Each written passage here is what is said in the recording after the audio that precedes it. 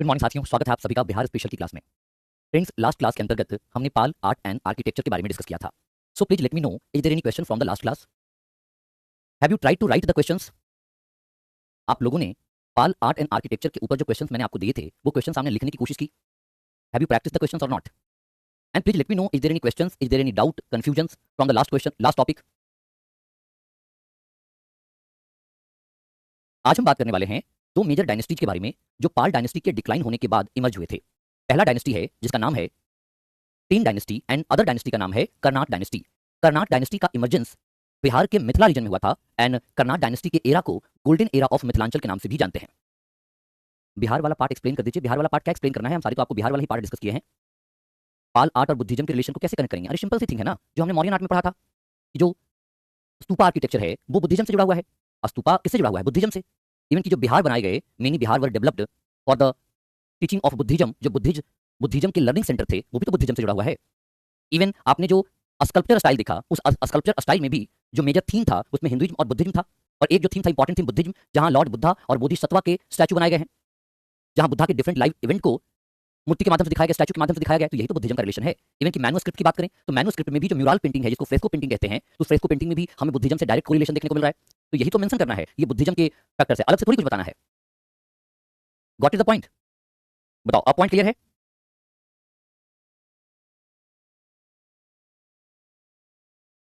अब तो दिक्कत नहीं है ना? चलो मैं आपका स्लाइड मैप ऑन कर देता हूं।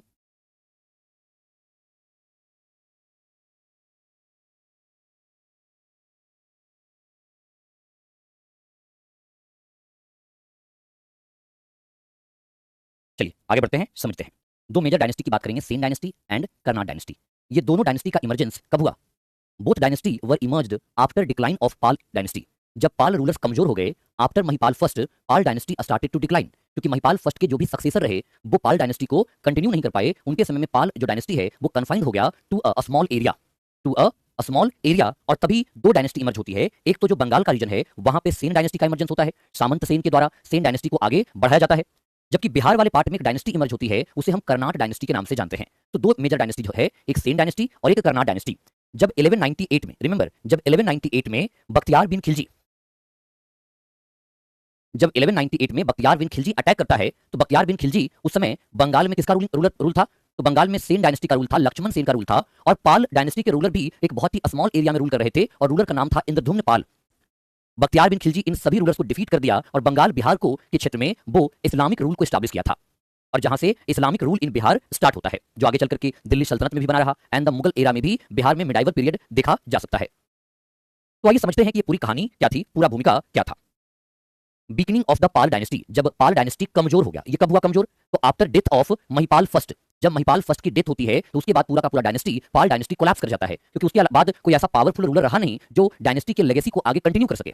ऐसा कोई रूलर था नहीं, तो डायनेस्टी क्या पड़ जाती है? कमजोर पड़ जाती है। तब दो डायनेस्टी मर्ज होता है, कर्नाट डायनेस्टी और सेन डायनेस्टी। और सेन डायनेस्टी को आप देख सकते हो, ये पूरा का पूरा सेन डायनेस्टी है। और उसी के समय आपको ये ग्रीन वाला जोन दिख रहा होगा जो कि घुरीद सल्तनत है।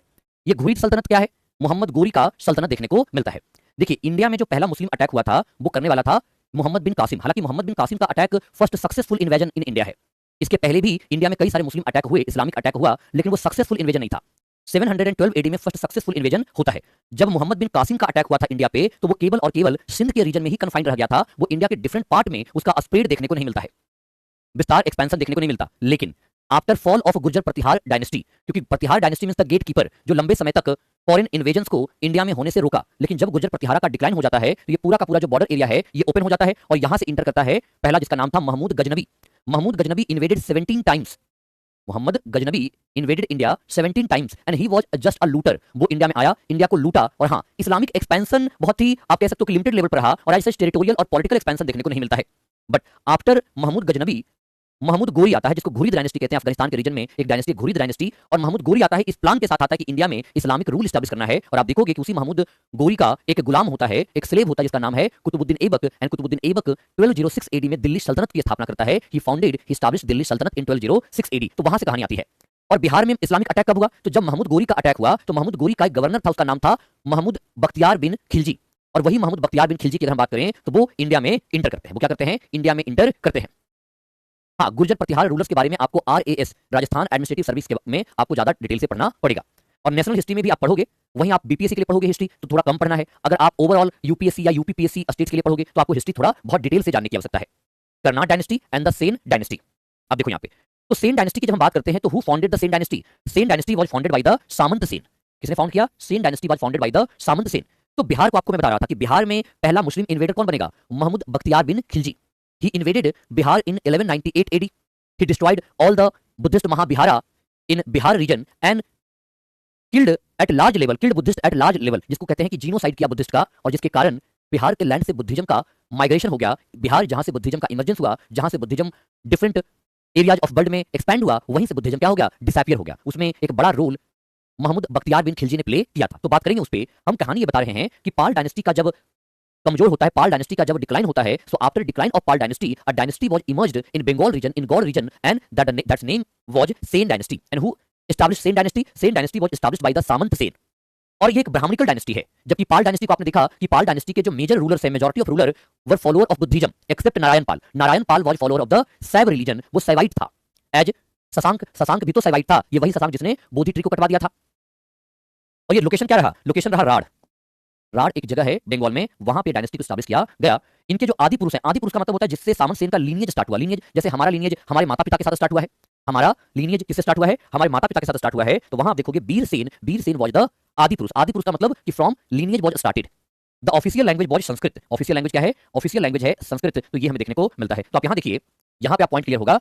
वीर सेन एंसेस्टर है, सामंत सेन, हेमंत सेन, विजय सेन, बल्लाल सेन और लक्ष्मण सेन। अब देखो यही बल्लाल सेन आपको पिक्चर में आएंगे, जहां पे आपको एक मूवमेंट देखने को मिलता है, कुलीनिज्म का मूवमेंट या ओलिगार्ची मूवमेंट के नाम से जानते हैं। लक्ष्मण सेन, लक्ष्मण सेन एक लास्ट रूलर है, last in the sense of कि इसी के समय में बख्तियार बिन खिलजी का अटैक होगा, और जो गीत गोविंद लिखे गए हैं जयदेव के द्वारा, वो लक्ष्मण देव के कोर्ट में ही रहा करते थे। लक्ष्मण देव के कोर्ट में रहा करते थे। लीनियज का सिंपल सा मतलब होता है कि जैसे सिंपल सा बताओ कि हमारा नाम और पहचान किससे मिलता है? हमारे माता पिता से। हमारा नाम और पहचान किससे मिलता है? हमारे माता पिता से मिलता है। तो यही तो लीनियज कहलाता है। इसी को हम लोग क्या कहते हैं? लीनियज के नाम से जानते हैं। समझ में आता है कि लीनियज क्या होता है? हाँ बिल्कुल, दैट्स राइट वन। वंशावली, हिंदी में क्या कह सकते हो? उसको वंशावली कह सकते हो। तो वंशावली जो होता है उसी को लीनियज कहते हैं, लेगेसी कहते हैं। तो यहाँ पे तो सबसे पहला रूलर कौन है? First ruler was the Vir Sen. Veer Sen was not a ruler, Veer Sen ancestor था, वीर सेन आदि पुरुष था। एंड उसके बाद सामंत सेन, सामंत सेन के बाद हेमंत सेन, हेमंत सेन के बाद विजय सेन, विजय सेन के बाद बल्लाल सेन, लक्ष्मण सेन, एंड उसके बाद विश्वरूप सेन एंड केशव सेन, और विश्वरूप सेन के बाद सूर्य सेन और पुरुषोत्तम सेन। तो लक्ष्मण सेन तक की कहानी इंपॉर्टेंट है, क्योंकि लक्ष्मण सेन के समय अटैक होता है महमूद बख्तियार बिन खिलजी का, और बख्तियार बिन खिलजी ने बंगाल के रीजन पर अपना कंट्रोल एस्टैब्लिश कर लिया था। So remember, the ruler of Sen dynasty was follower of Brahmanism. ये ब्राह्मणिज्म को फॉलो करते थे, ब्राह्मण रिलीजन को फॉलो करते थे। अब देखो, कहता है कि अगर हम रिकॉर्ड के अनुसार बात करें, रिकॉर्ड का मतलब होता है इंस्क्रिप्शंस, लेख, और राजाओं के द्वारा लेख लिखवाए जाते थे। उन लेखों के माध्यम से बहुत सारी उस समय की हमें इंफॉर्मेशन मिल जाती थी। तो according to the record of Sen dynasty, the king of Sen dynasty were originally from Karnataka. अब इसकी जो लीनियज का पता चलता है कि इसका लीनियज जो सेन डायनेस्टी के रूलर का रहा है वो कर्नाटका के रीजन से भी रहा है। कहा जाता है कि कर्नाटका से इनका माइग्रेशन हुआ टू द बंगाल, एंड वहां पे ये सेन डायनेस्टी को एस्टैब्लिश करते हैं। और ये क्वेश्चन पूछा गया है कि ruler of Karnat dynasty was original descendant of Karnataka. तो वो इनिशियली कर्नाटका से बिलोंग करते हैं, और ये बंगाल और उसके आसपास के एरिया में रूल करते हैं। और हमने क्या बताया? ये ब्राह्मण है। ये कौन है? ब्राह्मण है। इनकी कैपिटल आप देखोगे तो गौड़ प्रदेश। अब गौड़ रीजन आपको पता भी है, इसी गौड़ रीजन में एक ब्राह्मण रूलर जो शैव रिलीजन को फॉलो करता था, जिसका नाम था Shashank, that's name was Shashank. तो शशांक यहीं पे रूल किया करता था, है ना? शशांक यहीं पे रूल किया करता था गौड़ रीजन में, जो कि वेस्ट बंगाल के मालदा डिस्ट्रिक्ट में लोकेटेड है। एंड नेक्स्ट विक्रमपुर, और विक्रमपुर की बात करें तो ये मुंशीगंज डिस्ट्रिक्ट ऑफ बांग्लादेश में लोकेटेड है। कहां पे? Munshiganj district of Bangladesh. And Nabadwip, जो इनका इंपॉर्टेंट कैपिटल रहता है वो नवदादीप ही रहता है।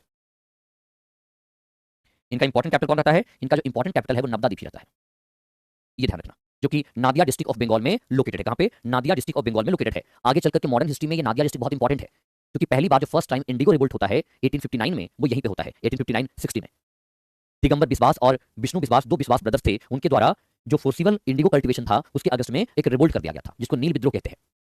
और नील दर्पण एक पुस्तक आई थी दीनबंधु मित्र की, और उसमें इस पूरे स्टोरी को डिटेल में डिस्क्रिप्ट किया गया है। तो नवदादीप के बारे में याद रखना। तो गौड़ रीजन, विक्रमपुर एंड नवदादीप। तो ये कई इंपॉर्टेंट बातें यहां समझिएगा कि पहला क्या है? The king of Sen dynasty ruler, the king of Sen dynasty ruler की अगर बात करें तो ये rule over Bengal and its surrounding areas. और यहां देखा जाए तो अकॉर्डिंग टू अगर इंस्क्रिप्शन की बात करें तो हमें पता चलता है कि ओरिजिनली कहां से आए थे? कर्नाटक के रीजन से आए थे। कहां से? कर्नाटक। तो सेन डायनेस्टी के बारे में ना बहुत डिटेल से नहीं जानना, बहुत कुछ नहीं पढ़ना, एक लिमिटेड इन्फॉर्मेशन होनी चाहिए। फर्स्ट इन्फॉर्मेशन ये है कि who founded the Sen dynasty? Sen dynasty was founded by the Samanta Sen. And official language क्या रहा? संस्कृत। और जो आदि पुरुष जहां से लीनियज का स्टार्ट देखने को मिलता है वो है वीर सैब। According to inscriptions we got that Sen rulers was from Karnataka region, was from Karnataka region. वो कर्नाटका रीजन से बिलोंग करते थे। Initial capital was at Gaur region, then Vikrampur, and the जो मोस्ट इंपॉर्टेंट कैपिटल था जहां से लंबे समय तक सेन रूलर्स ने रूल किया वो है नवदादीप। नवदादीप या नवदीप के नाम से इसको जानते हैं। तो बात करते हैं सामंत सेन के बारे में। As we know that Samanta Sen was the founder of Sen dynasty, और इसकी जो रूलिंग पीरियड है वो कितनी है, 1070 टू 1095। यानी कि हमें देखने को मिलता है कि जब पाल डायनेस्टी अभी चल रहा है, तो पाल डायनेस्टी के डिक्लाइन होने के समय सामंत सेन का इमर्जेंस होता है। इसका सामंत सेन का इमर्जेंस होता है। और ये कौन था, फाउंडर ऑफ सेन डायनेस्टी था, और ये Brahman Kshatriya, most important thing, Sen ruler were Brahman but they worked as ruler, so we called it Brahman Kshatriya. सामंत सेन की जब डेथ हो जाती है तब उसका बेटा हेमंत सेन राजा बनता है, जो 1 साल के लिए रूल करेगा। 1095 में बनेगा और 1096 तक रूल करेगा। तो 2 इंपॉर्टेंट रूलर हो गए। अब जिसमें सामंत सेन को हम फाउंडर के तौर पर देख रहे हैं, और हेमंत सेन सक्सेसर ऑफ सामंत सेन है, बट वो केवल 1 साल तक ही रूल कर रहा है।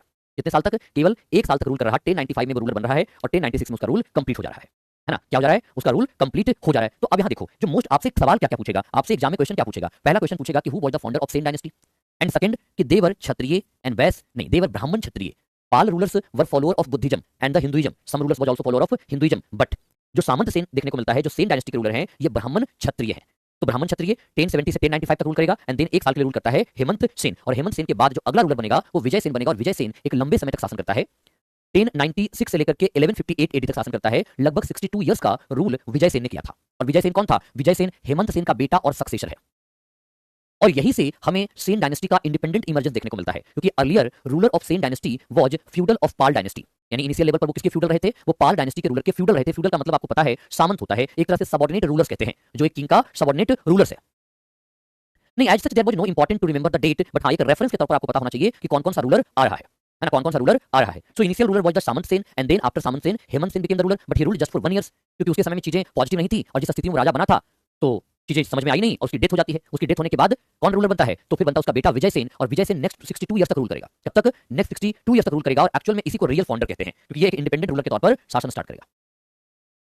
और इसीलिए ये टाइटल भी धारण करता है परम महेश्वर, अरिराज बृषशंकर, अरिराज बृषशंकर। अब देखो इसके टाइटल में पता चल जा रहा है किसने अपना टाइटल अडॉप्ट करा है, अरिराज बृषशंकर के नाम से। किसके नाम से, अरिराज बृषशंकर के नाम से। तो जब हम अरिराज बृषशंकर की बात करते हैं, जब किसकी बात करते हैं, अरिराज बृषशंकर की बात करते हैं, तो इससे पता चलता है कि वो किसका फॉलोअर है, वो फॉलोअर ऑफ सैविज्म है।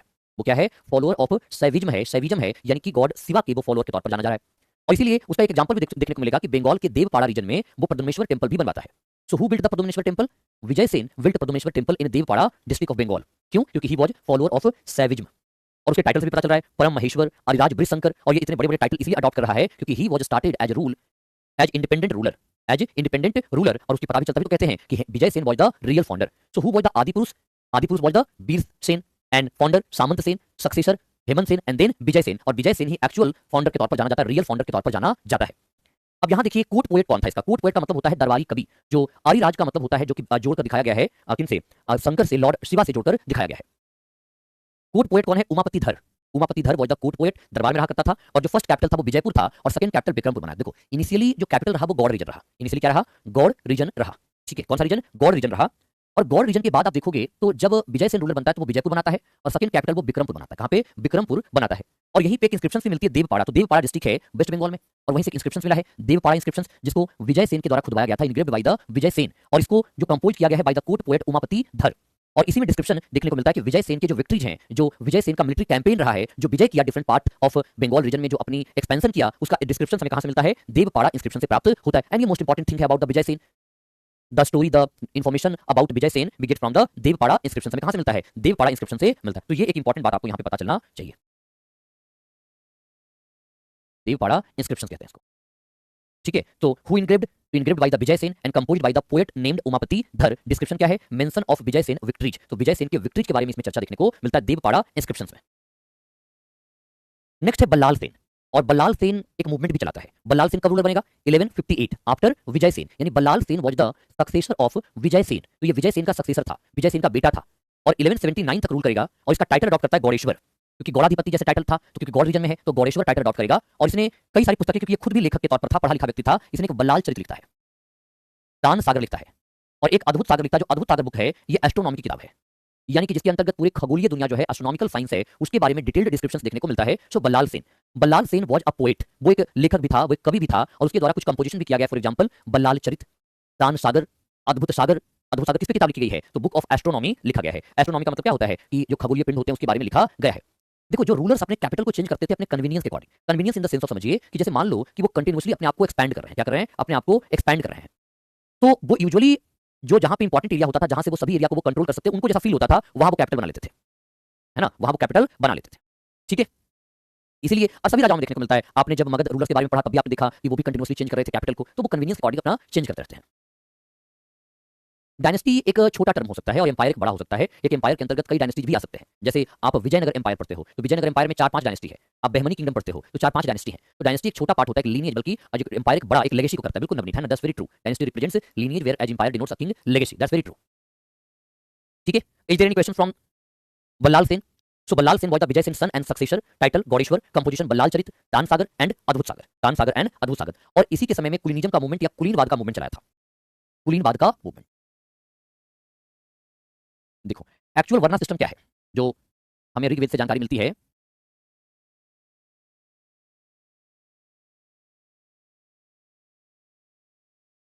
एक्चुअल वर्ना सिस्टम के बारे में, किसके बारे में? एक्चुअल वर्ना सिस्टम के बारे में। तो जब हम वर्ण सिस्टम की बात करते हैं तो हमें एक्चुअल क्या पता चलता है कि हु वाज एट टॉप?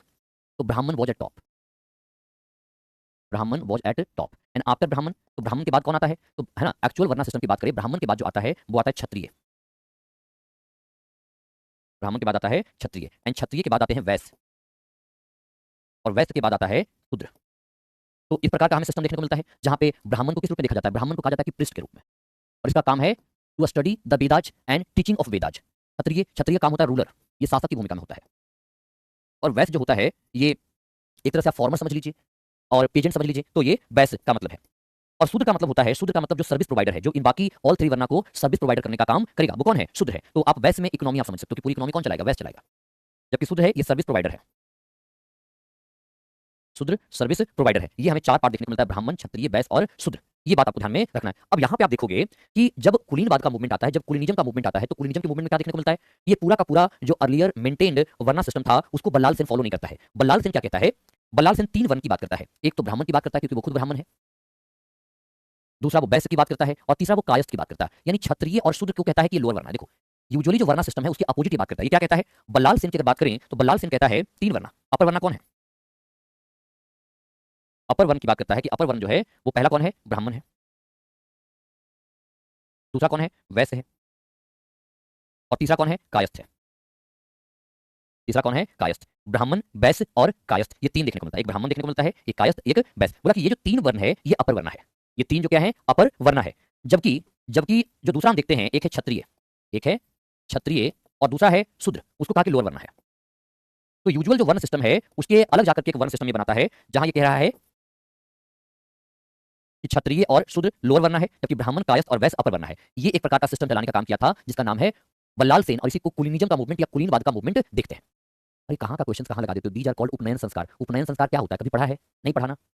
कहीं का मैं देखता हूँ कि इसमें से 2-4 ऐसे विद्यार्थी हैं जो कहीं का क्वेश्चन वो कहीं पूछने की कोशिश करते हैं। उपनयन संस्कार 16 संस्कार होता है, 16 संस्कार होता है। 16 संस्कार में से जो एक संस्कार होता है उसको हम लोग क्या कहते हैं? उसको उपनयन संस्कार कहते हैं।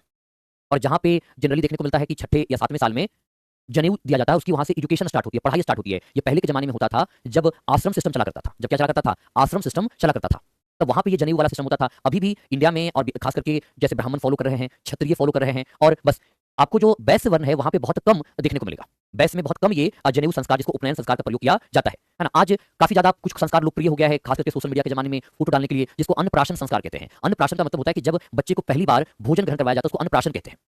तो ये संस्कार का सिस्टम था। यहाँ उपनयन संस्कार अलग है, वो 2 वर्ण फॉलो करते हैं अभी।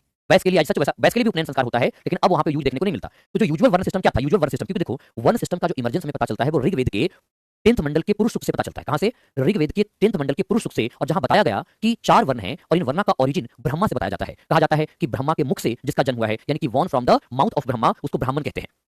जबकि जो भुजा से यानी कि आम से जन्म हुआ उसको क्षत्रिय कहते हैं, जो थाई जंघा से जन्म लिया उसको वैश्य कहते हैं, और जो पैर से जन्म लिया उसको शूद्र कहते हैं। तो इस प्रकार से ये बातें बताया जाता है, इस प्रकार से बातें बताया जाता है। उसको क्या कहते हैं? उसको कहते हैं वर्ना सिस्टम।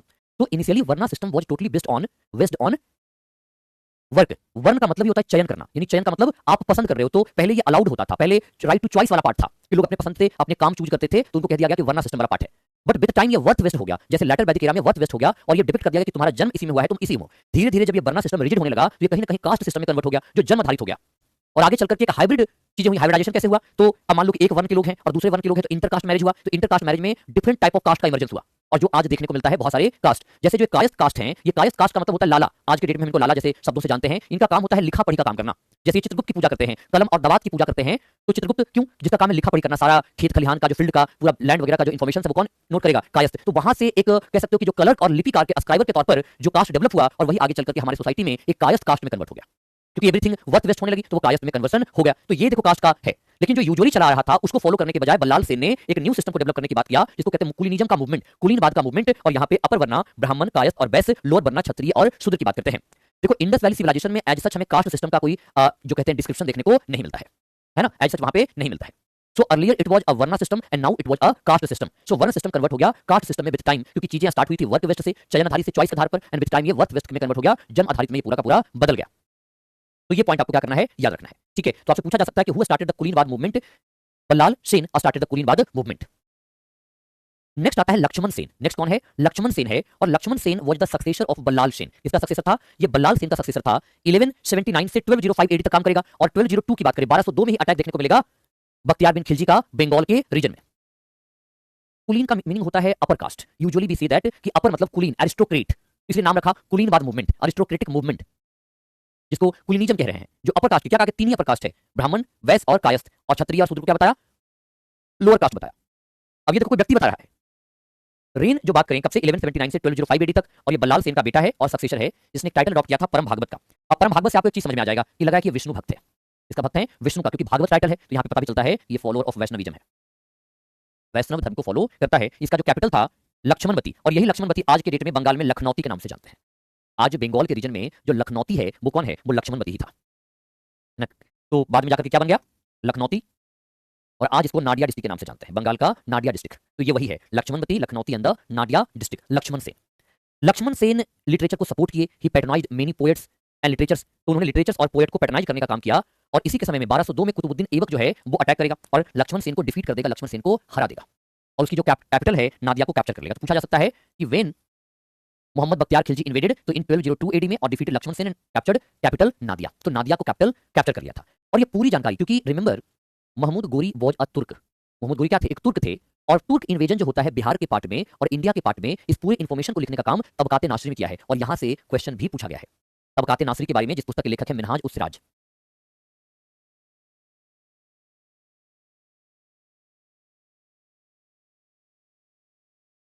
तबकाते नासरी किसके द्वारा लिखा गया है, तबकाते नासरी को लिखा गया है रिटेन बाई, ध्यान रखना, रिटेन बाई तबकाते नासरी की बात करें तो किसके द्वारा लिखा गया है, तबकाते नासरी was written by home, written by Minhaj उस सिराज,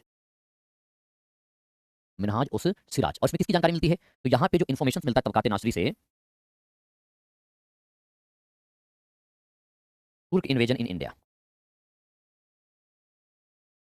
तुर्क इन्वेजन इन इंडिया का देखने को मिलता है। यानी जो टर्किश इन्वेजन हुआ था उसके बारे में हमें जानकारी कहां से मिलती है, यहाँ से मिलती है तबकाते नासरी से, जो मिनहाज उस सिराज के द्वारा लिखा गया है। मोहम्मद गोरी और सेन डायनेस्टी पैरेलल चल रहा था, तभी तो द लास्ट रूलर हम लक्ष्मण सेन को ही मानते हैं। हालांकि लक्ष्मण सेन के बाद भी डायनेस्टी की जो लेगेसी है वो कंटिन्यू रही, आगे कुछ वर्षों तक रूलर्स रूल करते रहे, लेकिन वो एक सबऑर्डिनेट रूलर के तौर पर रूल करते रहे और बहुत ही एक छोटे से कन्फाइंड एरिया में रूल करने लगे। आप कह सकते हो कि after attack of Mahmud Bakhtiyar bin Khilji, जो सेन डायनेस्टी के रूलर है, वो एक तरह से किसके रूप में रूल करने लगा, तो फ्यूडल लॉर्ड के रूप में रूलर करने लगा। किस रूप में, फ्यूडल लॉर्ड के रूप में रूलर रूल करने लगा। इंडिपेंडेंट रूलर नहीं रहे। इवन की पाल डायनेस्टी भी था, लेकिन पाल डायनेस्टी का भी डिक्लाइन हो गया था। और जब अटैक होता है महमूद बख्तियार बिन खिलजी का, उस समय इंद्रद्युम्न पाल था, उसका नाम क्या था, इंद्रद्युम्न पाल था, और इंद्रद्युम्न पाल का देखने को मिलता है। तो ये पार्ट आप देख सकते हो कि तबकाते नासरी से हमें पता चलता है बख्तियार बिन खिलजी के इन्वेजन के बारे में, और जो तबकाते नासरी है वो बख्तियार खिलजी की अटैक के बारे में डिटेल्ड एक्सप्लेनेशन मेंटेन किया है। Mahmud Bakhtiyar bin Khilji was a slave of Mahmud Ghori, not the slave of Qutubuddin Aibak. 4 slave थे, है ना, एक कुवाचा था, एक यल्दोज था, कुतुबुद्दीन ऐबक था, एंड द फोर्थ जिसको कहते हैं कुतुबुद्दीन बख्तियार बिन खिलजी था। और जब आफ्टर डेथ ऑफ महमूद गोरी वाज डाइड इन 1206 एडी, उसके बाद ये उसके सारे स्लेव्स ने अपने अपने एरिया में एम्पायर को क्या किया, अलग कर लिया, अंपायर को अलग कर लिया, अपने अपने क्षेत्र डिस्ट्रीब्यूट कर लिया, अपने अपने क्षेत्र बांट लिया, और वहां से वो रूल करना स्टार्ट किया। तो ये चीजें आपको बेसिक इन्फॉर्मेशन पता होना चाहिए कि लक्ष्मण सेन कौन है। तो ध्यान रखना, Lakshman Sen was the successor of whom, was the successor of Ballal Sen, and Lakshman Sen ruled from 1179 AD to 1205 AD. तो 1179 से 1205 एडी तक रूल करता है, और वो परम भागवत का टाइटल अडॉप्ट करता है, जिससे पता चलता है कि ही was follower of the Vaishnavism. और उसी के समय हमें देखने को मिलता है कि अटैक होता है उसकी कैपिटल लक्ष्मणवती, जो मिडाइवल हिस्ट्री में लखनौती और आज की डेट में नाडिया डिस्ट्रिक्ट से जानते हैं। कौन अटैक करता है, तो महमूद बख्तियार बिन खिलजी अटैक करता है 1202 एडी में, लक्ष्मण सेन को डिफीट करता है और उसका कैपिटल नादिया को कैप्चर कर लेता है। ठीक है, तो यहाँ पे आपको ध्यान रखना है कुतुबुद्दीन ऐबक कमांडर। कुतुबुद्दीन ऐबक का कमांडर क्यों कहते हैं, समझना, कुतुबुद्दीन ऐबक का कमांडर इसलिए कहते हैं इसको, इसके पीछे कहने का कारण है। क्योंकि जब भारत का जो डिफरेंट पार्ट है, ध्यान रखना, भारत का जो डिफरेंट पार्ट है, यहाँ पे मैं करेक्ट कर देता हूं, नहीं तो चीजें बड़ी कंफ्यूज हो जाएंगी। मैं यहाँ पे कर देता हूं मोहम्मद गोरी का कमांडर।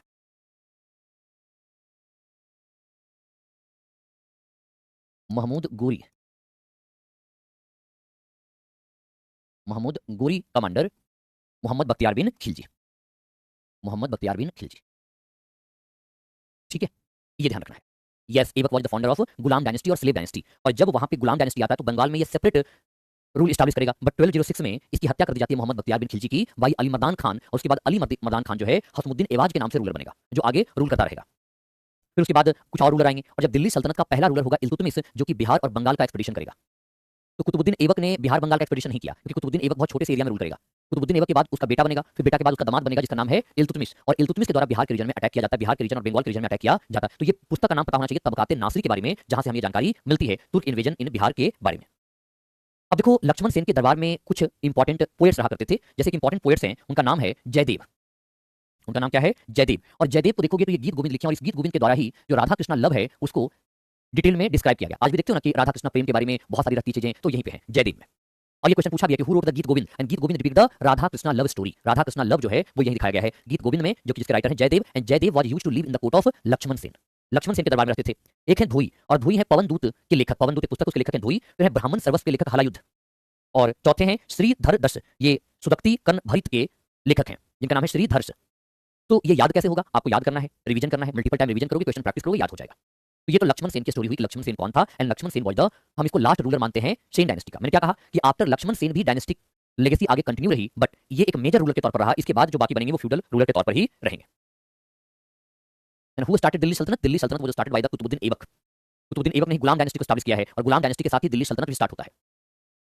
दिल्ली सल्तनत जिसके अंतर्गत टोटल 5 डायनेस्टी रूल करते हैं। क्या करते हैं? टोटल 5 डायनेस्टी रूल करते हैं। ठीक है, नेक्स्ट बात करते हैं। अब हम बात करते हैं कि इनका रिलीजन क्या था। तो as per the information of records, Sen dynasty, the ruler of Sen dynasty was follower of Brahmanism. ये ब्राह्मणिज्म को फॉलो करते थे, और ऑर्थोडॉक्स ब्राह्मणिज्म को फॉलो करते थे, जो आपको देखने को मिल रहा है कुलीनिज्म के मूवमेंट से, कुलीनिज्म के मूवमेंट से देखने को मिलता है। ठीक है, तो यहाँ देखो the worth of Orthodox Hinduism, जो टिपिकली लिंक किया जाता है सेन ऑफ बंगाल से। जो रूढ़िवादी ब्राह्मण रिलीजन है वो सेन डायनेस्टी के समय से ही स्टार्ट होता है। इतना जो कहते हैं इतना ऑर्थोडॉक्सिज्म जो देखने को मिलता है हमारे हिंदुइज्म में, वो यही सेन डायनेस्टी ने ही इसको कंट्रीब्यूट किया है। तो remember, Orthodox Hinduism was started from the legacy of Sen dynastic ruler. Sen leadership के बाद भारत में बुद्धिज्म का पतन प्रारंभ हो गया। रीजन भी था क्योंकि सेन डायनेस्टी के जो रूलर थे, देखो पाल डायनेस्टी के रूलर तो बुद्धिज्म के फॉलोअर थे, तो उन्होंने बुद्धिज्म को प्रोटेक्ट किया, बुद्धिज्म को सपोर्ट किया, उसको पैटर्नाइज किया और उसका एक्सपेंशन करने में हेल्प किया। बट सेन डायनेस्टी के रूलर की बात करें तो ब्राह्मण रूलर से, तो ब्राह्मण रूलर बुद्धिज्म को तो पैटर्नाइज करेगा नहीं, और अगर करेगा भी तो बहुत ही थोड़े स्तर पर। और हमें तो सेन डायनेस्टी के रूलर देखने को मिलते हैं ऑर्थोडॉक्स ब्राह्मणिज्म को प्रमोट कर रहे हैं, ऑर्थोडॉक्स हिंदुइज्म को प्रमोट कर रहे हैं। इसका मतलब है कि जो बुद्धिज्म को सपोर्ट मिल रहा था, तो पैटर्नाइजेशन टू बुद्धिज्म में कमी आ गया, पैटर्नाइजेशन टू बुद्धिज्म क्या गया, कमी आ गया, और इसकी वजह से भारत में, इंडिया में बुद्धिज्म का डिक्लाइन स्टार्ट होता है। हालांकि देखो बुद्धिज्म के डिक्लाइन के बहुत सारे रीजन है, there were multiple region, there were multiple region. For example, एक तो बुद्धिज्म जिस प्रकार के थ्योरी को लेकर स्टार्ट हुआ था, आगे चल करके वही सारे बिलीफ सिस्टम बुद्धिज्म में भी आ जाते हैं। जैसे लॉर्ड बुद्धा की अगर बात करें तो वो गॉड में बिलीव नहीं करते थे, वो जो कर्म कांड रिचुअलिस्टिक कस्टमरी प्रैक्टिसेस हैं उनको वो फॉलो नहीं करते थे। इवन कि वो बहुत ही सिंपलिस्टिक लाइफ की बात करते थे। लेकिन बुद्ध के डेथ के बाद जब महायान सेक्ट का डेवलपमेंट होता है, तो महायान सेक्ट में बुद्ध को गॉड मान लिया गया, और बुद्ध को गॉड मानते हुए उनकी वर्शिप स्टार्ट कर दी गई, कस्टमरी प्रैक्टिसेस स्टार्ट हो गया, तो ये भी एक रीजन रहा। दूसरा, बौद्ध संघ में जब विमेन का एंट्री हो चुका था, तो विमेन की एंट्री के बाद करप्शन बढ़ने लगा। और करप्शन कैसे कि जहां मेल और फीमेल रहेगा तो वहां मेटरलिज्म चीजें आएगी ही, और वो करप्शन बहुत ज्यादा बढ़ने लगा। तो संघ का काम था बुद्धिज्म का एक्सपेंशन करना, तो उसको एक्सपेंशन करने के बजाय वो अपने ही फिजिकल और मेटलिस्टिक लाइफ में इन्वॉल्व हो जाता है, तो वहां भी प्रॉब्लम हो गया। ठीक है, ये भी आपको ध्यान में रखना है। तो आप देखो यहाँ पे, after Sen leadership Buddhism in India fail out of favour, Bakhtiyar Khilji plundered numerous Buddhist universities, जितने भी बिहार के नालंदा यूनिवर्सिटी, उदंतपुर यूनिवर्सिटीज या तो Vikramshila universities, all were destroyed by the Bakhtiyar bin Khilji. तो जितने भी मेजर बुद्धिस्ट सेंटर थे उसको भी बख्तियार बिन खिलजी ने डिस्ट्रॉय कर दिया। इवन की जो बुद्धिस्ट मॉन्क का जीनोसाइड किया, जिसकी वजह से बुद्धिज्म जो है वो इंडिया से माइग्रेट कर गया, और बिहार के रीजन से तो माइग्रेट कर गया, बिहार से बुद्धिज्म समाप्त हो गया। तो बिहार से बुद्धिज्म को समाप्त होने में कई रीजन रहे, लेकिन जो मेन रीजन रहा वो बख्तियार बिन खिलजी का अटैक रहा, बख्तियार बिन खिलजी के द्वारा किया गया आक्रमण रहा। यहाँ तक बात समझ में आ गई आप लोगों को? बताओ, यहाँ तक कोई क्वेश्चन है तो मुझसे पूछ लो। Yes, orthodox means traditional believers.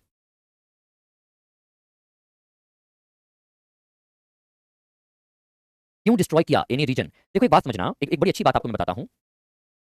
मैं किसी एरिया में गया, ठीक है, और मैं वहां का किंग बनने वाला हूं, मैं वो किंग बनना चाहता हूं, वहां के सभी लोगों को कंट्रोल करना चाहता हूं। तो मुझे कैसे कंट्रोल करूंगा? तो सबसे पहले उनको सोच को अटैक करूंगा। अगर मैं उनके सोच को अपने हिसाब से रेगुलेट कर लूंगा तो उन पर कंट्रोल करना क्या हो जाएगा? बहुत आसान हो जाएगा। तो सोच कौन डिसाइड करता है? आपका जो थॉट प्रोसेस है, ये थॉट प्रोसेस कौन डिसाइड करता है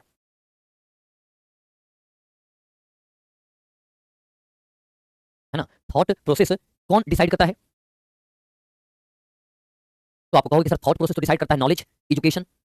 तो अगर एजुकेशन को ही डिस्ट्रॉय कर दिया जाए, तो अगर एजुकेशनल सिस्टम को डिस्ट्रॉय कर दिया जाए और अपने हिसाब की चीजें इंपोज कर दिया जाए, तभी तो वहां के लोगों को अपने हिसाब का बनाया जा सकता है। और इसीलिए उसने सबसे पहले क्या किया, डिस्ट्रॉय किया, नॉलेज सिस्टम को डिस्ट्रॉय कर दिया, ताकि हम उसके चीजों को अडॉप्ट कर लें।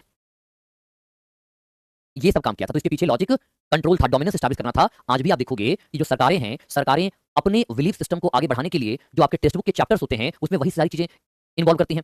जैसे अभी देखो इनिशियल लेवल पर जो प्रेजेंट में सेंट्रल में गवर्नमेंट है वो दीनदयाल उपाध्याय, श्यामा प्रसाद मुखर्जी, वीर सावरकर के चैप्टर्स को ऐड करवाना चाह रही है। क्यों? क्योंकि वो चाहते हैं कि वो उनकी जो आइडियोलॉजी है उस आइडियोलॉजी को लेकर क्या किया जाए, बात हुआ किया जाए। तो कैसे होगा? एजुकेशन के माध्यम से हो सकता है ना। तो एजुकेशन के माध्यम से तो ये सारी चीजें हर कुछ करता है, और यही चीजें मुस्लिम रूलर्स के द्वारा भी किया गया। सेन एडमिनिस्ट्रेशन की बात करें तो सेन एडमिनिस्ट्रेशन क्या है, ये मेंटेन रहा जो पाल सिस्टम का चल रहा था। जैसे पाल सिस्टम आपने पढ़ा था कि जहां किंग मोनार्की होता था, किंग ही पावरफुल होता था, कुछ उस वैसा ही सिस्टम यहां भी देखने को मिलता है। एज सच वही एक मोनार्कियल सिस्टम होगा, किंग हीरो हीरालाल होगा, एज इट इज वो सिस्टम, यानी कि जो पाल सिस्टम ऑफ गवर्नमेंट आपने देखा as it is Sen administration में भी वो सेम चलता रहा, उसमें कोई चेंज नहीं रहा। और आपने देखा भी था पाल सिस्टम में हमने क्या क्या पढ़ा था, हमने बात किया था किंग के बारे में। और जो किंग, अगर किसी स्टेट का किंग रूलर है तो हम उसको कहेंगे कि मोनार्कियल स्टेट है, मोनार्कियल स्टेट था, राजा था। और जो किंग होता था ये सुप्रीम अथॉरिटी होता था, सर्वे सर्वा होता था।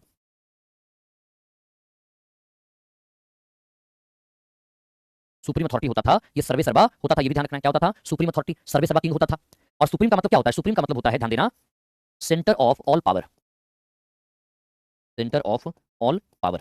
तो सारे पावर के ये सेंटर्स होते थे, किंग होते थे। कौन होते थे? किंग होते थे। और किंग को असिस्ट करने के लिए, ध्यान रखना, to assist the king, to assist the kings, king को असिस्ट करने के लिए क्या होता था, एक प्राइम मिनिस्टर होता था। और प्राइम मिनिस्टर एक तरह से एडवाइजर के रोल में होता था। इसके रोल में, एडवाइजर के रोल में होता था। यही सिस्टम पाल एडमिनिस्ट्रेशन में चल रहा था, और इसी सिस्टम को क्या किया गया, सेम एडमिनिस्ट्रेशन में भी अडॉप्ट कर लिया गया। Same to same, same to same ये देखने को मिलता है। रिमेंबर, क्लियर है पॉइंट?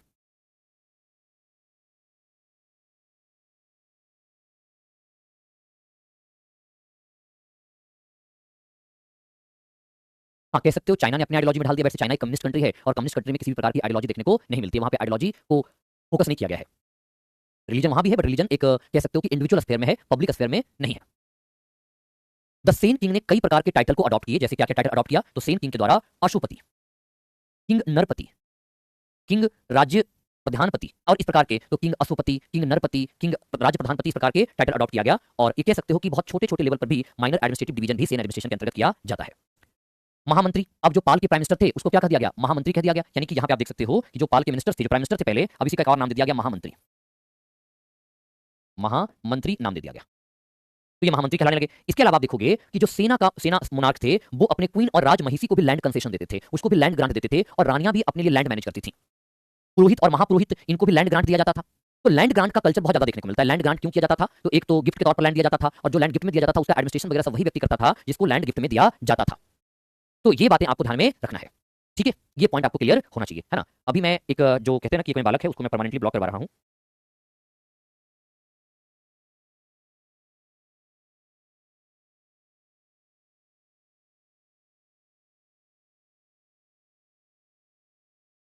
ठीक है, तो ये ध्यान रखना, यहां समझिए कि महामंत्री, महामंत्री एक न्यू टाइटल आया। किसका टाइटल आया, महामंत्री का टाइटल? महामंत्री का जो टाइटल है, प्रधानमंत्री को महामंत्री कह दिया गया। किसको कह दिया गया, प्रधानमंत्री को महामंत्री कह दिया गया।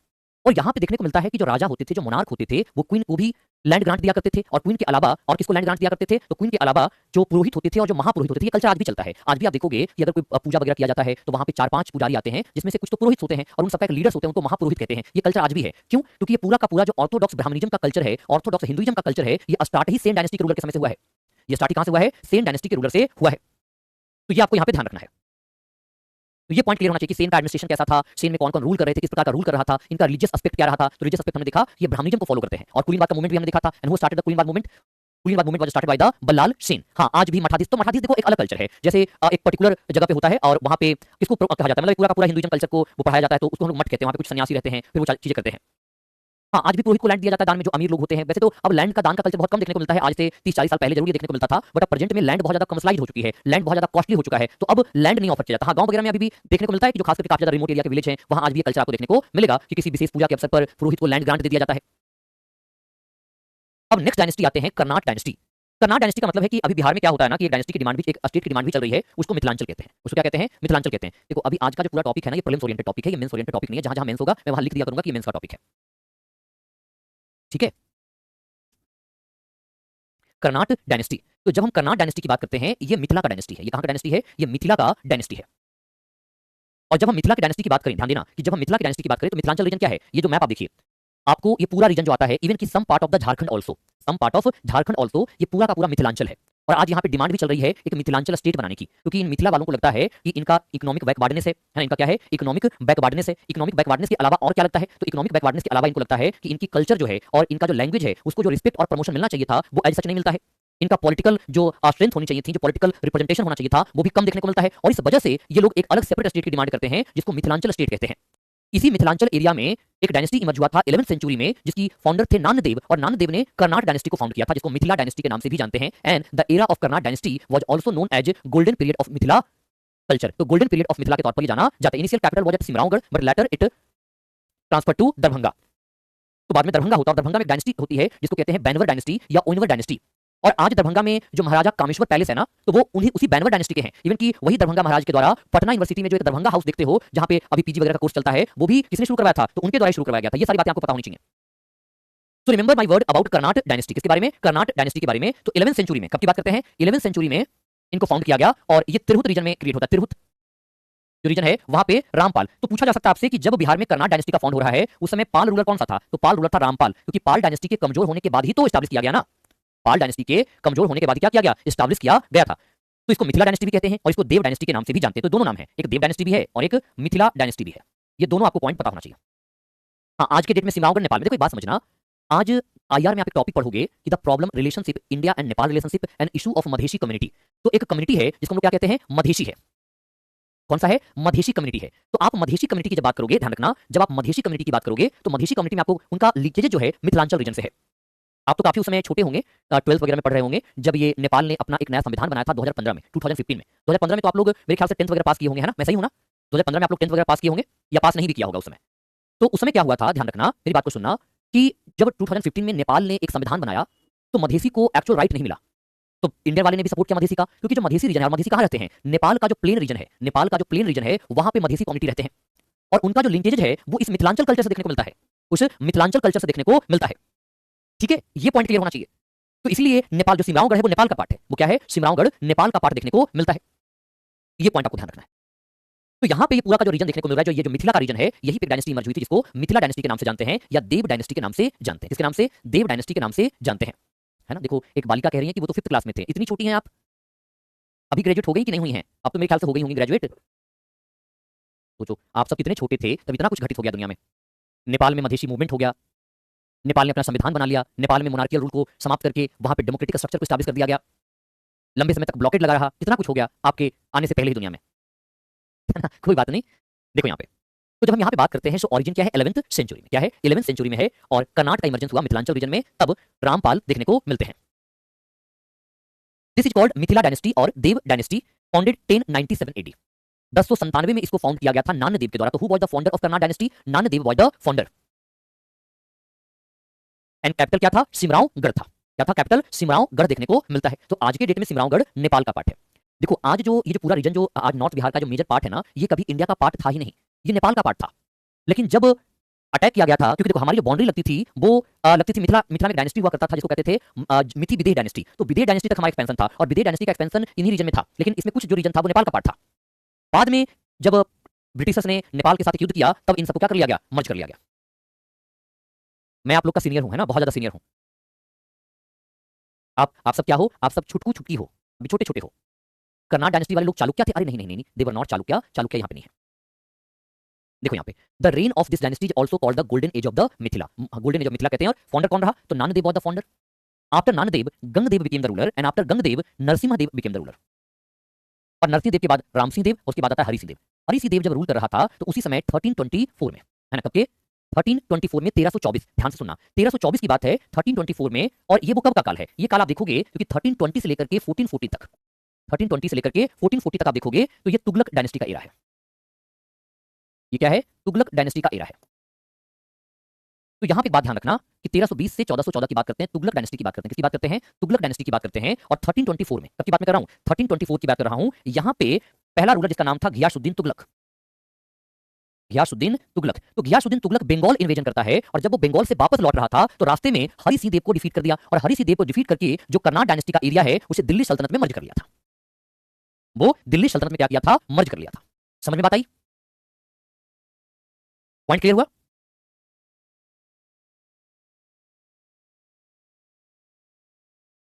सर जो हिमाचल प्रदेश यूके वो भी नेपाल का था। हाँ, it's not all part but most of part was of Nepal. ज्यादातर पार्ट नेपाल के ही थे। मैं सीनियर नहीं लगता हूं, मैं बहुत सीनियर हूं, ठीक है। एंड आप सब बहुत छोटे हैं। जब आप मतलब क्या ही मैं बोल सकता हूं, तुगलक डायनेस्टी ना जब आप मिडिवल हिस्ट्री पढ़ोगे तो वहां पे पढ़ोगे तीन मेजर तुगलक रूलर्स हैं। एक मेजर तुगलक रूलर थे जिनका नाम था गयासुद्दीन तुगलक और इससे कई बार क्वेश्चन पूछा गया कि who built the canal system, नहर प्रणाली किसने बनवाया इरिगेशन के लिए। एंड देन आता है मोहम्मद बिन तुगलक जिसको इतिहास बाइजेस्ट फूल कहता है, मूर्ख राजा कहता है, या ब्लड सीकर कहते हैं, ब्लड पीने वाला कहते हैं। एंड उसके बाद जो आता है एक और आता है, उसको क्या कहते हैं, तीसरा जो रूलर आता है वो आता है फिरोज शाह तुगलक। और फिरोज शाह तुगलक की जब बात करें तो वो हमें पता चलता है कि सरियत लॉ स्टार्ट किया था, सरियत रूल स्टार्ट किया था। तो आप उनके बारे में सुनोगे और जब हम मिडिवल हिस्ट्री बिहार पढ़ेंगे ना, इन राजाओं के बारे में आपको कहानी बताता हुआ चलता रहूंगा आपको। तो यहां समझो, देखो who established the Karnat dynasty, Nanyadev established the Karnat dynasty. Yes, रक्त पिपासु कहते हैं उसको। तो आप देखो यहां पे नानदेव और नानदेव के बाद आता है गंगदेव। गंगदेव से हमें बहुत कुछ नहीं पता चलता, नरसिंह देव से पता चलता है। एंड देन द हरिसिंह देव, और हरिसिंह देव के समय में क्या करेगा, 1324 में गयासुद्दीन तुगलक जो है वो कहां पे अटैक किया था, वो बंगाल इन्वेजन किया था। और जब when he was returning from the Bengal he defeated Harisingh Dev in Bihar and merged the area of merge the region of Karnat dynasty into the Delhi सल्तनत। और उसी समय दिल्ली सल्तनत, उस समय जो बिहार को अर्ज बिहार कहा जाता था वो एक्चुअल में बिहार हो गया, वो एक्चुअल में बिहार हो गया। ठीक है, अब देखते हैं एक एक करके रूलर को। पहला है historical sources of Karnat dynasty. Historical sources of Karnat dynasty, KCC, किसान क्रेडिट कार्ड। हाँ, उसको कहते हैं एडवांस लोन दिया जाता था एग्रीकल्चर में, तो वो मोहम्मद बिन तुगलक ने स्टार्ट किया था। अब देखो यहाँ पे इंस्क्रिप्शंस, दिल्ली अभी दूर है। अरे बिल्कुल, दिल्ली अभी दूर किसके लिए आया था? इसी के लिए आया था, मोहम्मद बिन गयासुद्दीन तुगलक के लिए कि हुजूर दिल्ली दूर रास्ते, निजामुद्दीन औलिया ने कहा था। तो हमें कर्नाट डायनेस्टी की इन्फॉर्मेशन कहां से पता चलती है? कर्नाट डायनेस्टी की इन्फॉर्मेशन पता चलती है एक तो स्टोन इंस्क्रिप्शंस मिला है। कहां से? स्टोन इंस्क्रिप्शंस मिला है सिमरावगढ़ से। कहां से मिला है? सिमरावगढ़ से आपको मिला है। एंड दूसरा जो है रिकॉर्ड बाई मालदेव, मालदेव जो कि भीत भगवानपुर दरभंगा डिस्ट्रिक्ट से एक इंस्क्रिप्शन मिला है। और इन दोनों से हमें जानकारियां मिलती हैं। तो एक जानकारी कहां से मिलती है? सिमरावगढ़ से। सिमरावगढ़ मैं आपको कोशिश करता हूं दिखाने का।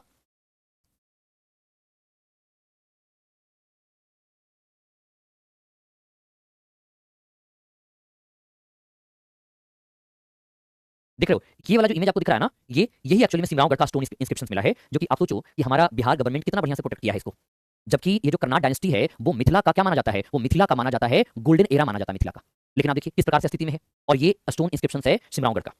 इसके अलावा और भी कई चीजें मिली हैं, जैसे ये सब देखिए, ये उसी समय मिला है, कर्नाट डायनेस्टी के ये आर्किटेक्चर वगैरह मिले हैं। तो यहां देख सकते हो कि एक तो स्टोन इंस्क्रिप्शन जो कि सिमरावगढ़ से मिला है, और यहां से इसी स्टोन इंस्क्रिप्शन से पता चलता है कि Karnat dynasty was founded by the Nanyadev in 11th century. Nanyadev in 11th century. Record by the Maldev Bhit Bhagwanpur Darbhanga district से मिला है। और यहां पे कर्नाट डायनेस्टी के बारे में हमें पता चलता है, कर्नाट डायनेस्टी के बारे में जानकारी पता चलता है।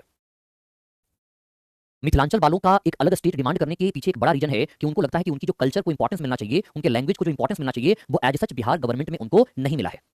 और इसीलिए वो कंटिन्यूअसली डिमांड रेज करते हैं। लास्ट टाइम जब कोशी में सहरसा में कोशी सम्मेलन हुआ था, वहां भी सेपरेट स्टेट ऑफ मिथिलांचल की डिमांड को रेज किया गया। हालांकि देखो ये एक वाइबल डिमांड नहीं है, एक फिजिबल डिमांड नहीं है, इसके बहुत सारे इसके पीछे प्रॉब्लम्स हैं, क्योंकि मिथिलांचल स्टेट बनेगा तो और ज्यादा प्रॉब्लम क्रिएट होगा। लेकिन हाँ, गवर्नमेंट को जरूर फोकस करना चाहिए कि मिथिला कल्चर को, उनके जो हिस्ट्री है उसको बिल्ड प्रोटेक्ट किया जाए, उनको डेवलप किया जाए। देखो बिहार में ना हिस्टोरिकल जो कहते हैं कि डाइवर्सिटी बहुत ज्यादा है, बट गवर्नमेंट जो प्रोटेक्शन करना चाहिए तो उसको प्रोटेक्ट नहीं किया जाए। आप सोचकर देखिए कि हमें बहुत प्राउड होना चाहिए कि बिहार के लैंड से ही हिंदू, बुद्धिज्म और जैनिज्म का इमर्जेंस हुआ।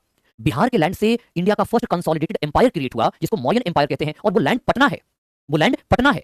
ये पटना, जिस पटना से आज मैं आपको पढ़ा रहा हूं, उस पटना से आप सोच कर देखिए कि ईरान के रीजन तक पूरा का पूरा कंट्रोल हो रहा था, ईरान तक, टिल ईरान।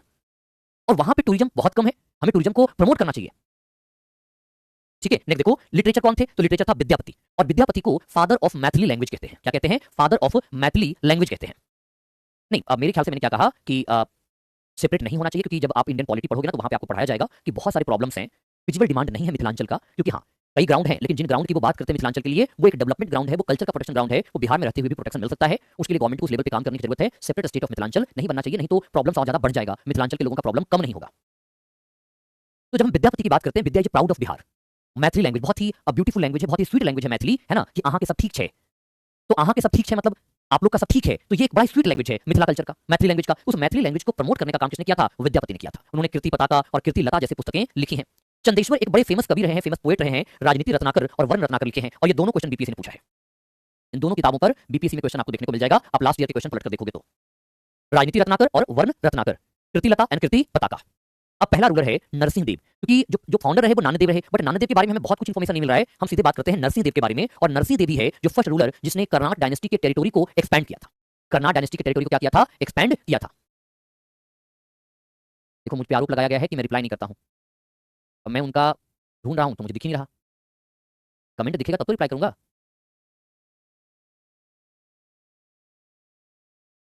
देखो यहाँ पे ऐसा ब्लेम ना लगाओ, मैं सबका रिप्लाई करता हूं, अलग अलग टॉपिक में सबके क्वेश्चन का रिप्लाई कर देता हूं मैं।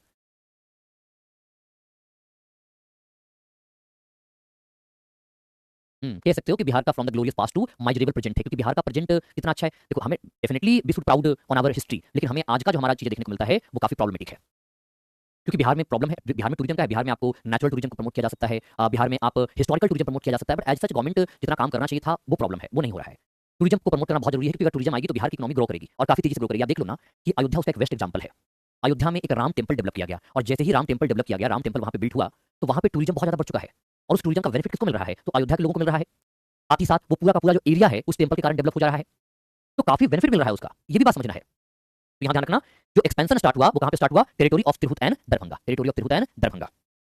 The Karnat dynasty ruler Narsingh Dev ने सेन डायनेस्टी के साथ इनका संघर्ष चलता था, और नरसिंह देव का संघर्ष चलता था किसके साथ, सेन डायनेस्टी रूलर के साथ, और इसीलिए ये मुस्लिम रूलर, इस्लामिक रूलर के साथ कोलैबोरेट किए। तो यहाँ पे बड़ी इन्फॉर्मेशन मिलेगी आपको। नरसिंह देव, नरसिम्हा देव, और नरसिम्हा देव का किसके साथ कॉन्फ्लिक्ट चल रहा है, इसका कॉन्फ्लिक्ट चल रहा है सेन डायनेस्टी के साथ।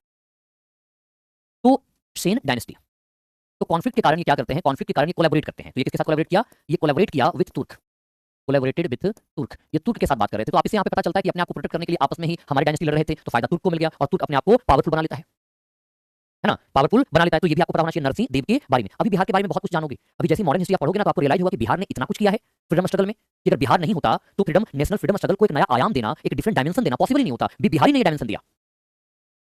जब बिहार के टूरिज्म को आपको पढ़ाऊंगा ना, तो पता लगेगा कि बिहार में इतना कुछ है देखने के लिए, और हमें तो पता ही नहीं था। तो अभी कुछ बहुत सीखना है। अभी तो आज आपका 22वां 23वां लेक्चर है, अभी आपको 20 लेक्चर और पढ़ने हैं, और आप खूब बढ़िया से चीजें सीखने वाले हो।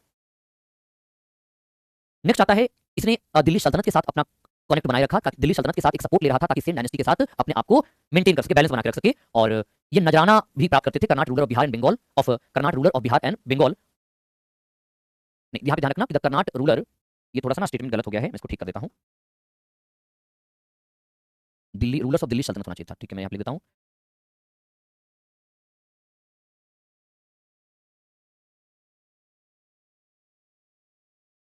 रूलर्स ऑफ दिल्ली सल्तनत, मुझे ये पूरा ही मिटाना पड़ेगा।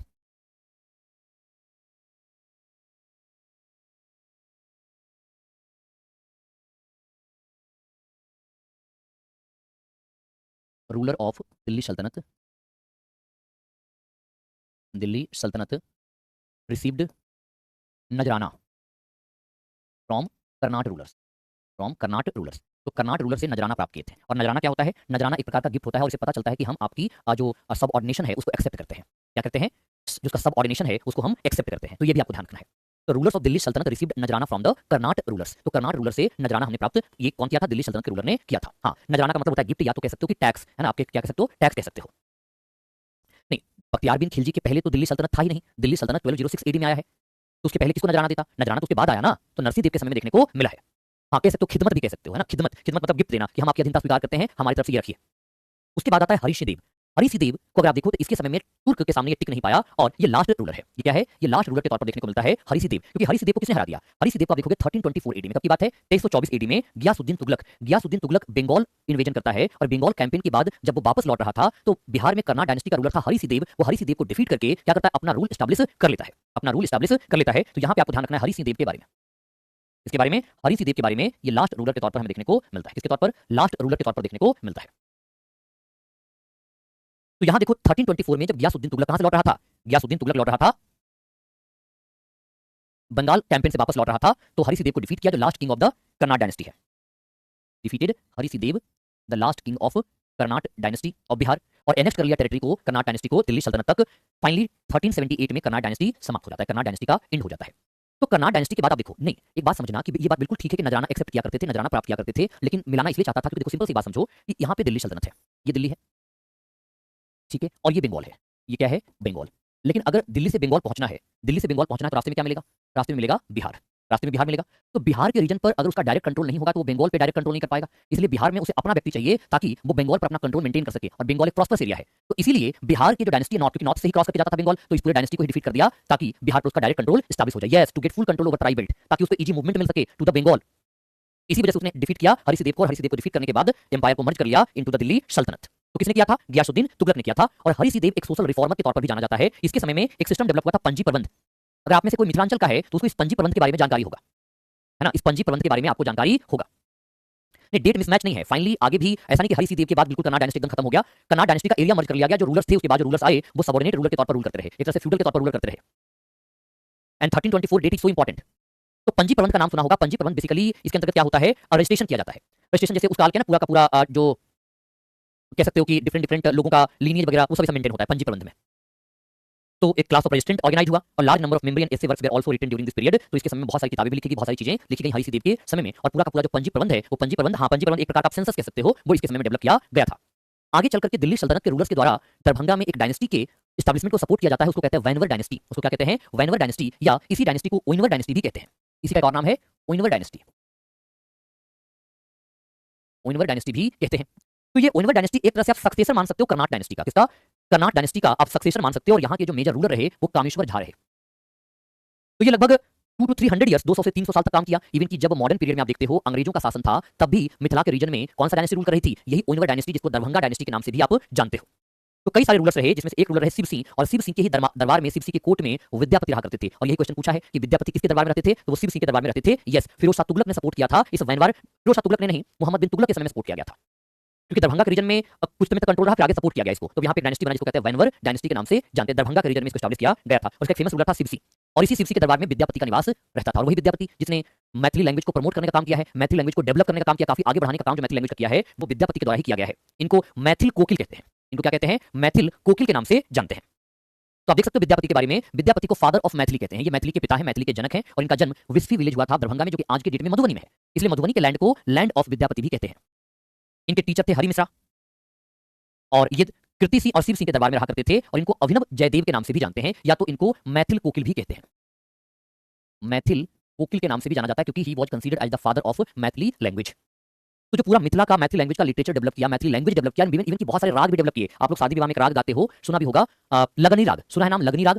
तो लगनी राग को भी डेवलप करने का काम इन्होंने ही किया था। इवन की जो बिहार में म्यूजिक है उसको भी ये डेवलप करने का काम किया। तो अभिनव जयदेव के नाम से इनको जानते हैं। इनके लिटरेरी सोर्सेस आप देख सकते हो। तो इनके जो लिटरेचर देखोगे, लिटरेरी सोर्सेस नहीं,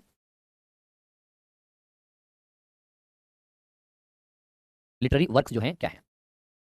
तो पहला तो है विद्यापति ने क्या लिखा? तो विद्यापति ने कीर्ति लता लिखा। और कीर्ति लता में कीर्ति सिंह के बारे में जानकारी लिखा गया है। और ये सवाल बनता है कीर्ति सिंह के बारे में यहाँ पे जानकारी कीर्ति लता में मिलता है। और किस लैंग्वेज में? तो एक लैंग्वेज जिसको अवहट कहते हैं। अवहट एक मिक्सचर लैंग्वेज है प्राकृत, संस्कृत और मैथिली का। अभी भी आप जाओगे ना तो मैथिली लैंग्वेज भी एक जैसा नहीं है। मैथिली लैंग्वेज आपको डिफरेंट देखने को मिलेगा, बहुत सारे मैथिली लैंग्वेज देखने को मिलेंगे। मैं आपको कोशिश करता हूं दिखाने का।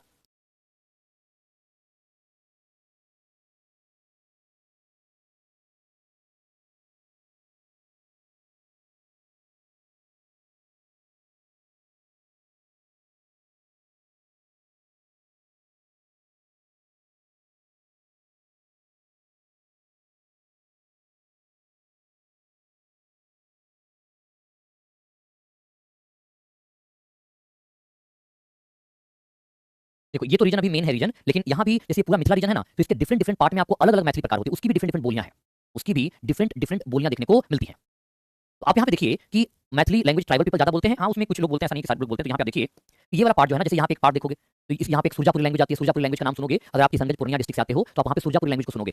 सुरजापुरी एक मिक्सचर है जो कि हिंदी, मैथिली और जो आपका बंगाली है, इन तीनों का मिक्सचर है। इसी प्रकार से इस रीजन में आपको जो मैथिली देखने को मिलेगा, यहाँ पे मैथिली अलग देखने को मिलेगा। इसमें थोड़ा सा नेपाली वर्जन भी देखने को आपको मिल जाएगा, और हिंदी तो रहेगा ही रहेगा। लेकिन वहीं पे बेगूसराय में आप देखोगे तो उसको बेगूसराइया लैंग्वेज कहते हैं, वो बिल्कुल डिफरेंट देखने को मिलेगा, है ना, बिल्कुल डिफरेंट डिफरेंट देखने को मिलता है। और इवन की एक और रीजन है तो वो मैथिली ही, जो कि मुंगेर और भागलपुर बांका रीजन में बोला जाता है, उसको हम लोग कहते हैं क्या? उसको अंगिका लैंग्वेज कहते हैं। क्या कहते हैं? अंगिका लैंग्वेज कहते हैं। वो भी मैथिली ही है, लेकिन वो थोड़ा सा डिफरेंट मैथिली है। और इवन की जो ये वाला रीजन आपको मिलेगा, यहाँ पे बज्जिका टाइप का लैंग्वेज मिलता है, और वो भी मैथिली है, लेकिन उसमें थोड़ा भोजपुरिया टोन आ जाता है, तो उसको हम लोग बज्जिका कहते हैं। तो बहुत ज्यादा डिफरेंट देखने को मिलता है। बट अंगिका, वज्जिका ये सब के सब मैथिली हैं, लेकिन इसमें थोड़ा सा जो डायलेक्ट डिफरेंस देखने को मिलता है, बोली में थोड़ा अंतर देखने को मिलता है। तो जो बज्जिका रीजन के लोग हैं या जो अंगिका रीजन के लोग हैं, ये मानते क्या है? ये मानते हैं कि हम अलग हैं, हमको अपने साथ मत जोड़ो, हम तुमसे अलग हैं। ऐसा जनरली देखा होगा ना, तो ये चीजें कहा जाता है। अब जैसे मगध में देख लो, हाँ, इवन की थेटी भी एक है, थेटी भी मैथिली लैंग्वेज है, वो भी थेटी देखने को मिलेगा, उसमें थोड़ा सा अलग आपको देखने को मिलेगा। तो डायलेक्ट बहुत डिफरेंट है। अरे देखो मगही को देख लो ना, जो औरंगाबाद वाले मगही बोलते हैं, नवादा वाले मगही बोलते हैं, नालंदा वाले मगही बोलते हैं, क्या वही मगही जहानाबाद और अरवला पटना वाले बोलते हैं? क्या नहीं बोलते ना, चेंज होता है। तो डायलेक्ट बहुत ज्यादा है। लैंग्वेज बेसिकली बिहार में तीन है, भोजपुरी, मगधी और मिथिला। लेकिन चूंकि डायलेक्ट के आधार पर कुछ लोग और भी अलग मानते हैं, जैसे एक तो मान लेते हैं कि बज्जिका को, एक मान लेते हैं अंगिका को, एक मान लेते हैं सुरजापुरी लैंग्वेज को। तो कुल मिला के 6-7 लैंग्वेज बिहार में हो जाता है। तो ये एक अवहट लैंग्वेज है। और अवहट लैंग्वेज क्या होता है? एक मिक्स्ड लैंग्वेज है। एक मिक्स का मतलब आप समझिए कि मिला जुला है, जिसमें प्राकृत देखने को मिलता है, प्राकृत लैंग्वेज का मिक्सचर देखने को मिलता है, संस्कृत का मिक्सचर देखने को मिलता है और मैथिली, ये तीनों का मिक्सचर हमें देखने को मिलता है, तीनों का मिला जुला है। और कीर्ति सी के ऊपर लिखा गया है। फिर है कीर्ति पताका, ये मैथिली में है, यहाँ पे लव स्टोरी देखने को मिलता है, तो बहुत सारी लव स्टोरी का कंपाइलेशन कीर्ति पताका में किया गया है।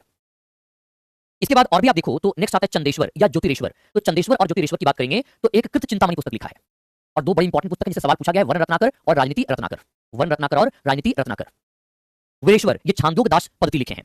धीरेश्वर महावर्तिक नैवंतिक लिखे हैं। और जयदेव को मैंने तो आपको बताया ही कि जयदेव आपको कहां देखने को मिलते हैं, तो ये मिथिला रीजन में नहीं है, ये आपको सेन डायनेस्टी के समय देखने को मिलेगा। सेन डायनेस्टी के समय देखने को आपको मिलते हैं गीत गोविंद, जिसमें राधा कृष्ण लव के बारे में चर्चा किया गया है। गया में भी मगही बोलते हैं, बिल्कुल मगही बोलते हैं, उसी को मगधी या मगही कहते हैं। ये डिटेल से आपको पता होना चाहिए। यहां तक सब बात समझ में आ गई। बिहार में लैंग्वेज भी समझ में आ गया। बिहार में भी लैंग्वेज का दो वर्ग है, एक ट्राइबल लैंग्वेज है और एक हमको आर्यन लैंग्वेज है, यानी कि एक आर्यन लैंग्वेज, एक ऑस्ट्रो एशियाटिक लैंग्वेज है। तो दो प्रकार का बिहार में लैंग्वेज देखने को मिलता है, जिसमें अभी एक लैंग्वेज जिसका वर्ल्ड क्लास पर रिकॉग्निशन मिल रहा है और वो है भोजपुरी। आज दुनिया के कई सारे ऐसे कंट्री हैं जैसे त्रिनाद एवं टोबैगो हैं और इवन की कैरिबियन आइलैंड की बहुत सारी कंट्री हैं, वहां पे भोजपुरी लैंग्वेज को पहचान मिली है। इवन की मॉरिशस में भी आपको भोजपुरी का बहुत ज्यादा पहचान देखने को मिलता है।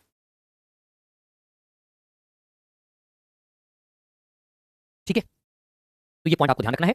इसके बाद हम नेक्स्ट क्लास में चर्चा करेंगे किसके बारे में, तुर्की इन्वेजन के बारे में। तो कुछ चीजें जो बेसिक जो अब तक मैंने आपको पढ़ाया है वो समझा देता हूं। क्या क्या मैंने आपको समझाया कि बिहार बंगाल में जब पाल डायनेस्टी डिक्लाइन कर गया, तो पाल डायनेस्टी के डिक्लाइन करने के बाद दो नए डायनेस्टी इमर्ज हुए। एक तो सेन डायनेस्टी इमर्ज हुआ और एक कर्नाट डायनेस्टी इमर्ज हुआ। ये दो नए डायनेस्टी का इमर्जेंस होता है और कर्नाट डायनेस्टी और सेन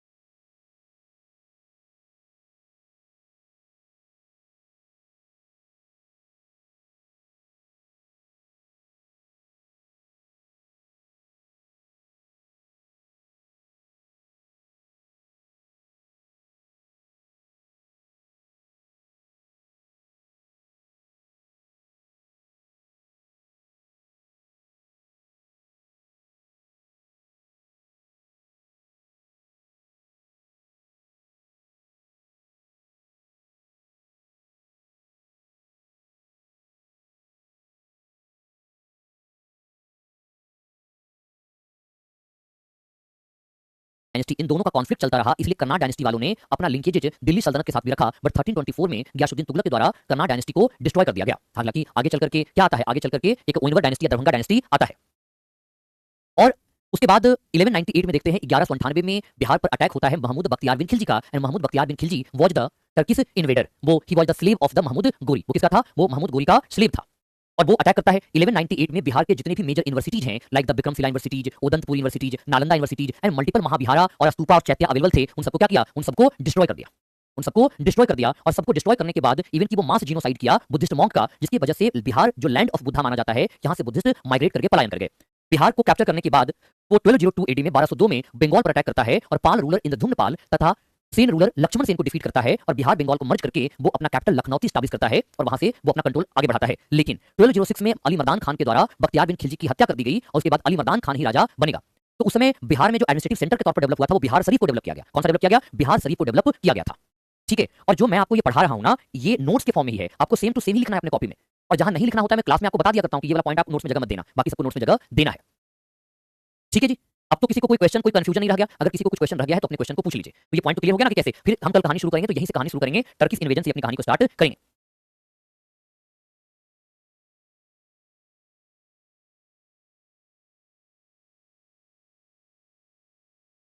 ठीक है, तो आज की क्लास को हम यहाँ पे कंप्लीट करते हैं, मिलते हैं नेक्स्ट क्लास के अंतर्गत, जहां पे हम डिस्कस करेंगे टर्किश इन्वेजन के बारे में। तो हम लोग अब अर्ली मिडिवल को भी कंप्लीट कर चुके हैं, अब हम सीधे आ जाएंगे मिडिवल हिस्ट्री में, और हम नेक्स्ट 2 क्लास में मिडिवल हिस्ट्री ऑफ बिहार को कंप्लीट करेंगे, एंड देन हम मॉडर्न हिस्ट्री को स्टार्ट करेंगे, जहां पे हम बात करेंगे एडवेंट ऑफ यूरोपियंस इन बिहार, यानी बिहार में यूरोपियंस का आगमन के बारे में, उसके आगमन को हम समझने वाले हैं।